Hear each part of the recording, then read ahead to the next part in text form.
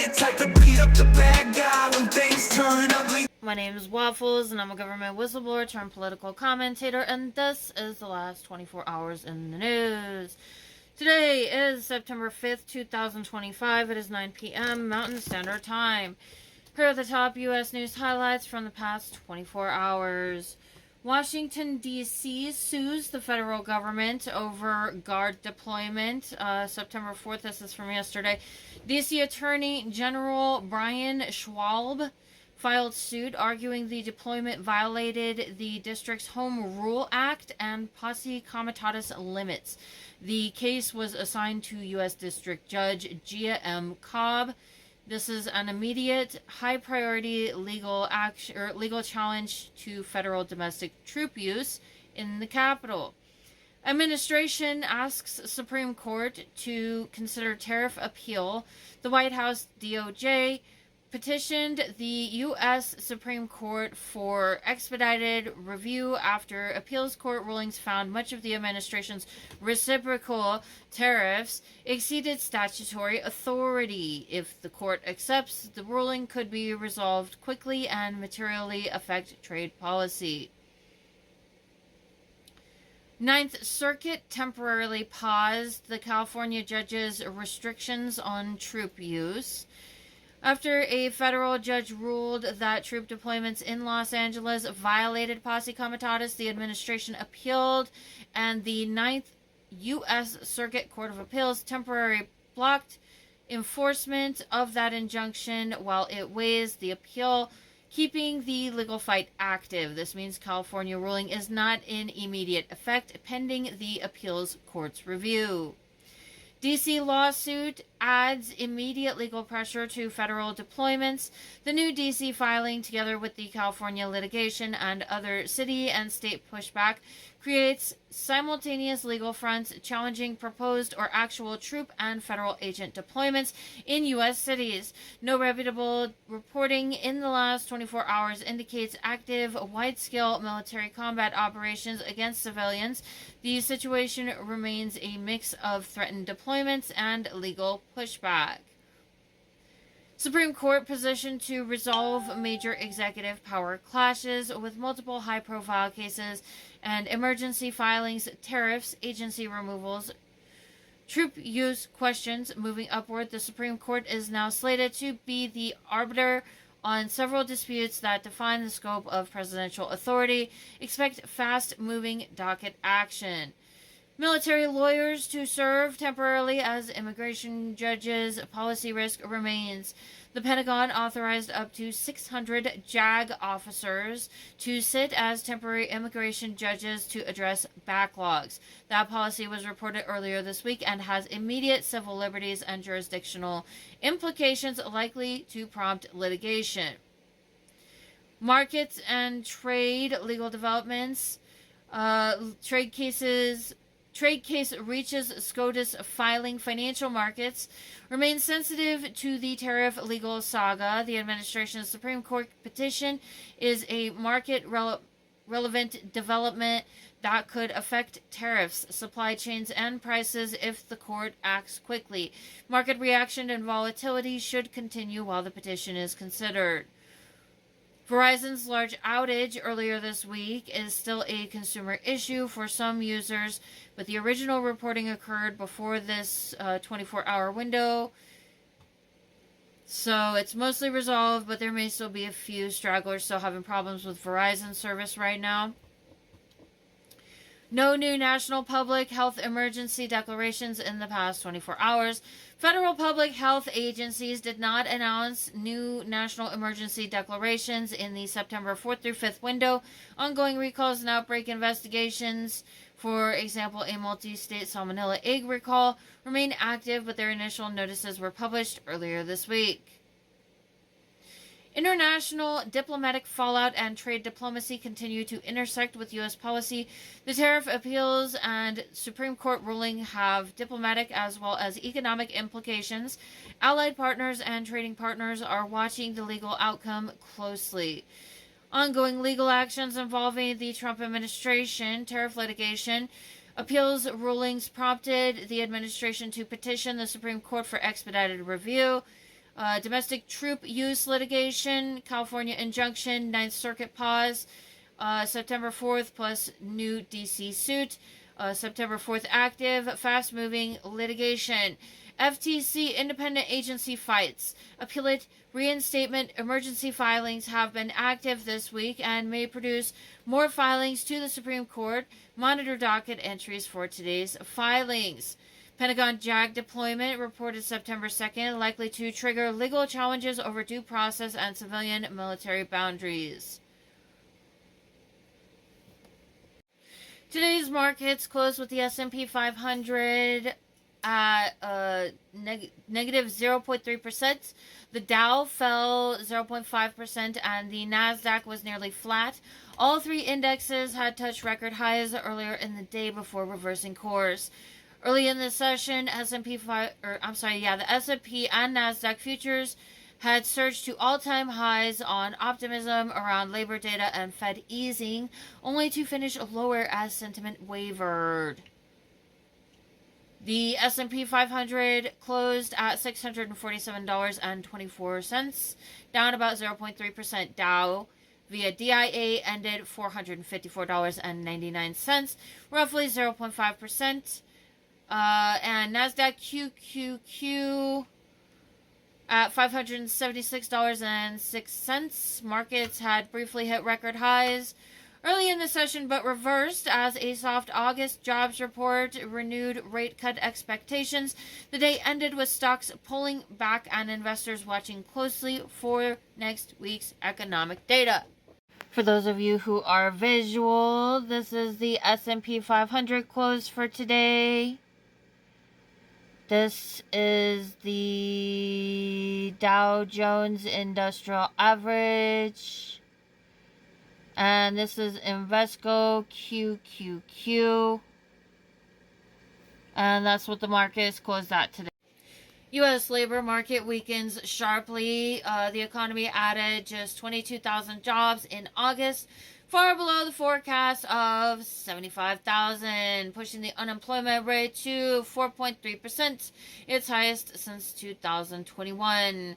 Manufacturing lost jobs while gains were concentrated in healthcare. Jobless claims rose by 8,000 to a total of 237,000, and private payroll growth slowed significantly. Markets rallied on bets of aggressive Fed rate cuts. Bond yields fell.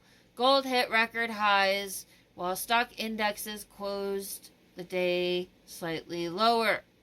Anybody who... Oh my god, dude. Federal Appeals Court ruling on tariffs heads to Supreme Court. The Trump administration urged the Supreme Court to fast-track its review of a ruling that struck down its broad tariff authority under emergency powers. If you go to yesterday's video of the news broadcast that I did, the 24 hours of the news, now I am very angry about what I am seeing going on with them dragging this thing with the tariffs out in courts. And based on what I'm seeing with some of the trade maneuvers that happened yesterday, it makes me think that the tariffs are an attempt at market manipulation to provide favoritism to Trump's buddies at the loss of the rest of the country. That's what I think part of the use of the tariffs is, other than to take a bunch of money from the Americans through the tariffs. So I just want to point that out. Yeah, I'm not happy they're dragging this out in the courts, and I think that he's trying to get away with the crime of stealing from the American people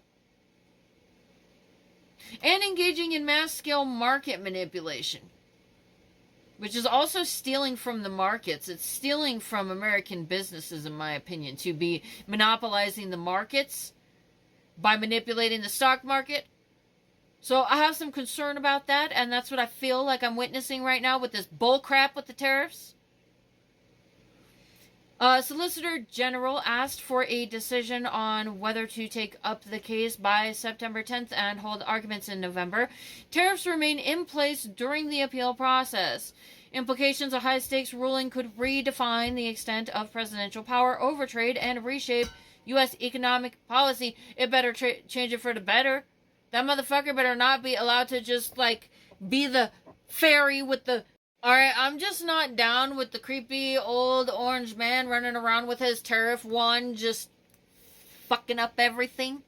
So I sure as hell hope that the courts have enough common sense not to allow this asshole to continue to just wave the pixie wand and manipulate the markets and shut down the economy and piss off the whole country. The Solicitor General asked for a decision on whether to take up the case by September 10th and hold arguments in November. Tariffs remain in place during the appeal process, so we won't see anything change until November if you're wondering about the tariffs. A high-stakes ruling could redefine the extent of presidential power. Oh my god, dude. Alright, ADP and other job indicators signal hiring slowdown. The ADP Private Sector Jobs Report released September 4th showed a sharp slowdown in August hiring, signaling softness ahead of the official job numbers.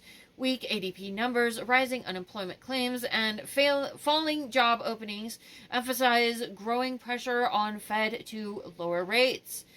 Tariff refunds could impose billion-dollar impact on Treasury if the Supreme Court upholds the decision declaring tariffs illegal.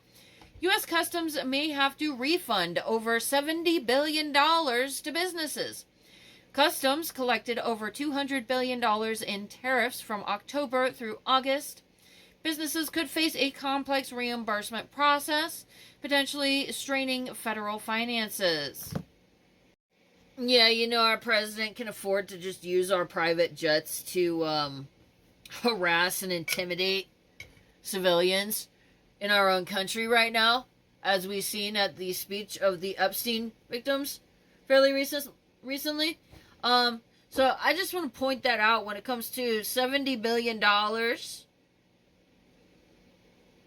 taken from Americans, put into this tariff machine.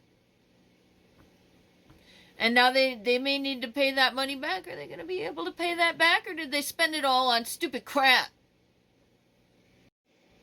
Labor market August report shows a sharp slowdown, fueling rate cut optimism. Tariffs, legal challenges escalate, litigation now before the Supreme Court. Hiring indicators, weak ADP data, and jobless claims suggest a cooling employment landscape. Fiscal outlook, potential refunds could weigh significantly on the Treasury. And remember, kids, the stock market is not the economy. Just because the S&P 500 or Dow Jones may be performing does not mean that wages are growing, jobs are secure, inflation is under control, or that people are thriving. And here is the upcoming hazardous weather outlook for the next few days. Ohio and Tennessee valleys, central...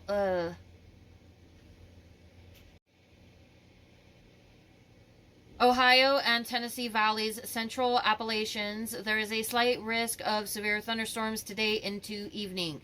The Storm Prediction Center warns of scattered damaging wind gusts, isolated severe hail, and a brief tornado or two, particularly in eastern Kentucky, parts of Tennessee, and Ohio Valley. That's the Ohio and Tennessee valleys. Mid-Atlantic and southern New England. On Saturday, several weather possibilities extend into the Mid-Atlantic and southern New England, including areas like Virginia, New York, Massachusetts, and Connecticut, under a slight to marginal risk. Storms may produce strong wind gusts, hail, and isolated tornadoes. Southwest U.S. continuing a trend. Monsoon moisture will bring scattered storms and potential flash flooding through Saturday, especially over parts of Arizona, New Mexico, and southern Colorado. Isolated heavy rainfall may lead to localized flooding. Central and West Texas. In Central and West Texas, enhanced flood risk is developing. Meteorologists point out that tropical remnants moving inland from storms like Tropical Storm Lorena could combine with local moisture to produce heavy rainfall and flash flooding, especially around Sunday. NOAA's updated maps now reflect a 1 to 2 out of 4 risk of 5 to 15% probability of excessive rain across these areas. This includes cities like Austin and San Antonio, regions increasingly vulnerable to inland tropical impacts. Statesman Tropical Hazards article from today. Northern Plains, Upper Midwest, and Great Lakes, no significant severe weather or flooding is currently forecast for the Northern Plains, Upper Midwest, or Great Lakes through Sunday, though monitor conditions if frontal activity shifts unexpectedly. Pacific Northwest and Northern Rockies for now forecasts show no substantial severe weather or wildfire wind threats. Expect typical variability, clouds, mountain breezes, and cooler temperatures through the weekend. South Florida, no active tropical threats are forecast for South Florida. Hurricane season is near its peak, but no storms are expected in the region. Conditions remain warm and humid with isolated afternoon showers possible. According to NOAA's Day 3 to 7 U.S. Hazardous Outlook, there are no elevated flood, heat, wind, or fire weather risks currently forecast beyond this weekend, but this outlook is updated each weekday. And here are the top international news highlights for the past 24 hours. Afghanistan hit by multiple earthquakes. Afghanistan has experienced a series of earthquakes within a 24-hour period, including a 5.4 magnitude quake. These tremors follow a devastating earthquake earlier this week that resulted in over 2,000 deaths. The repeated seismic activity underscores the region's vulnerability and the urgent need for disaster preparedness and response efforts. Israel destroys high-rise in Gaza City. Israeli forces have demolished a high-rise building in Gaza City, described by Israel officials as opening the gates of hell. The attack resulted in 69 Palestinian deaths and over 400 injuries. Hamas has released a new video showing Israeli captives and is calling on President Trump to intervene and force a deal. So the resources I have for that came up is Democracy Now!, the Israeli Times, I believe, a YouTube video, PBS,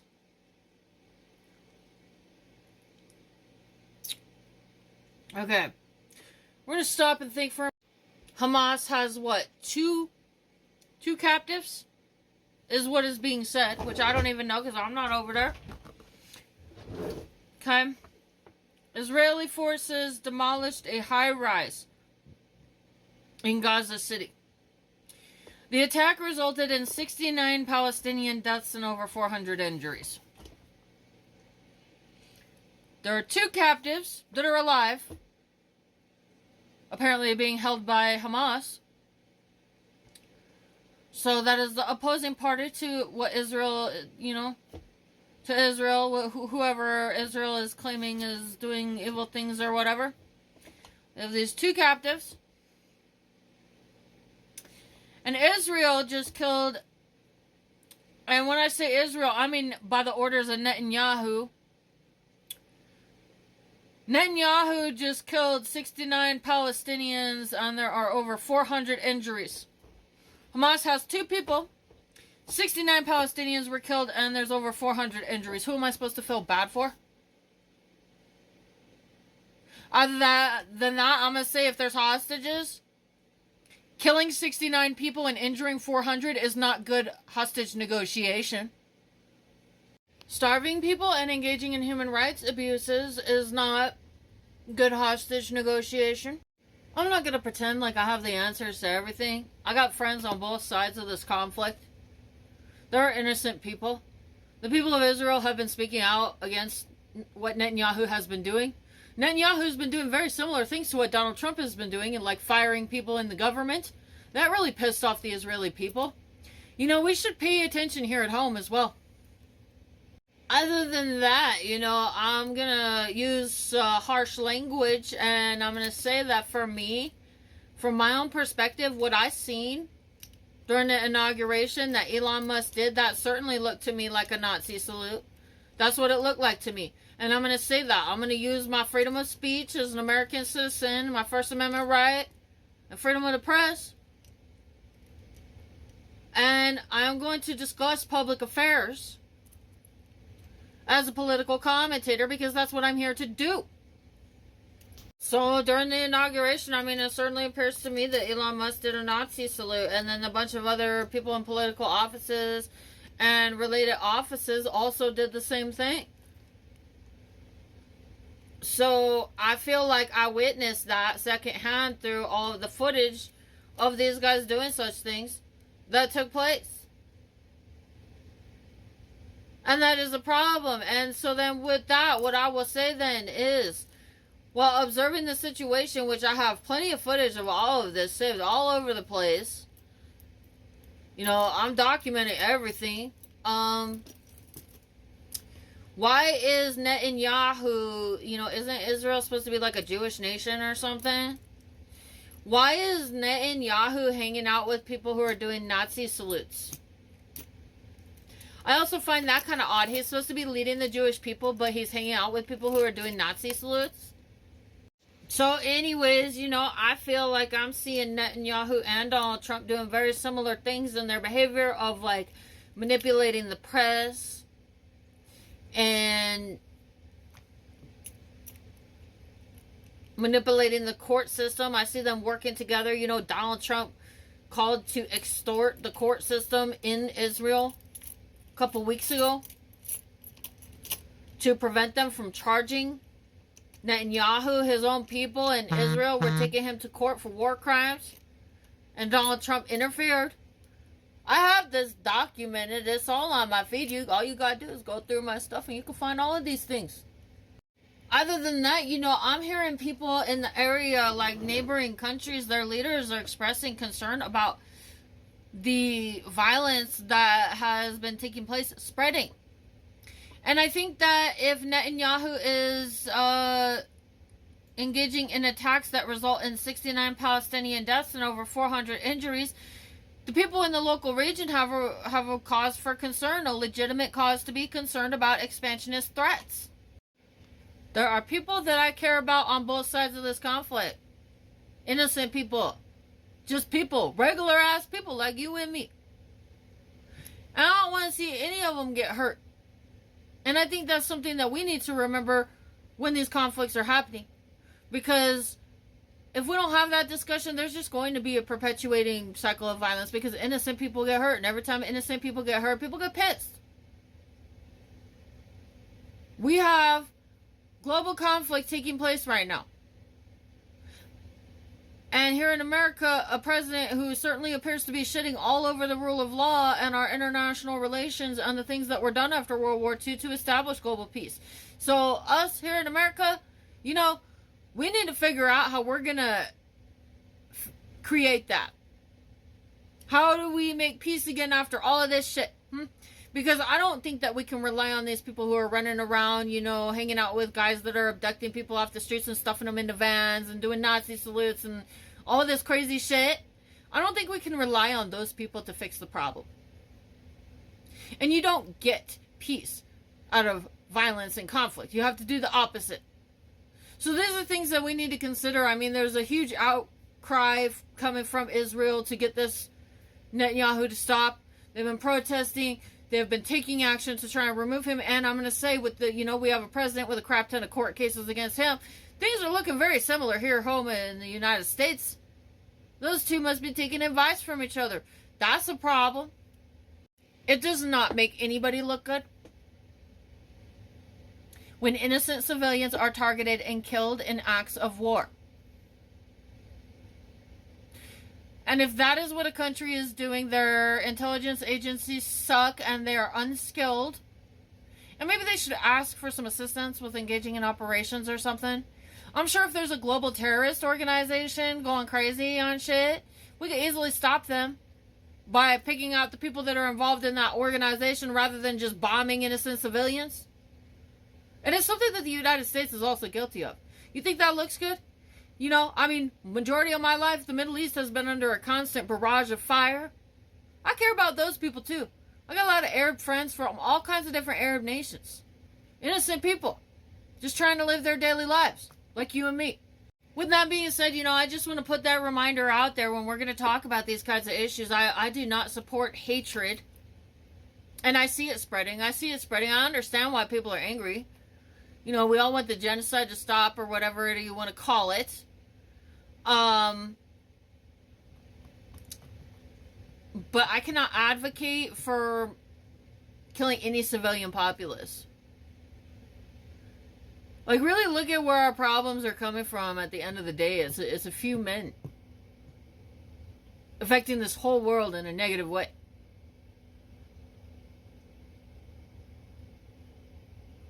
I don't have all the answers, but I do know that dehumanizing other people and making the situation worse don't help shit. I don't support loss of innocent life, period. So we're going to move on with our broadcasting. I just want to say that, I don't really want to dig into who these captives are right now. So just to get some information about who these captives are that we're seeing in the news. A recent video released by Hamas reportedly features 2 Israeli captives, Guy Gilboa Dalal and Alan O'Hell. Guy Gilboa Dalal is a young man who was 22 years old when he was kidnapped from the Nova Music Festival on October 7, 2023. His older brother Gal was also at the festival but managed to escape. The other person, Alan O'Hell, or O'Hill, I don't know, a musician and talented pianist who was also 22 years old. So, again, 69 Palestinian deaths and over 400 injuries. And the news that I'm supposed to be concerned is 2 randoms that are not even high profile or important persons being held captive.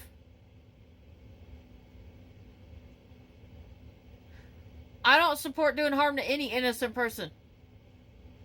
Other than that, if Palestine has no access to food and the captives, the hostages are starving, then that's a result of what Israel is doing, what Netanyahu is doing.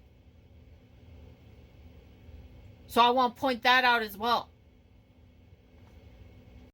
Negotiation, peacekeeping, relations. I don't think that we're on that path if President Trump is talking about making the place into a tourist destination, which is absolutely unacceptable. We're going to get off it. This is a news report. Thailand elects new prime minister. Thailand's parliament has elected Anutin Charnvirakul as the new prime minister. This follows the constitutional court's removal of PM Paetongtarn.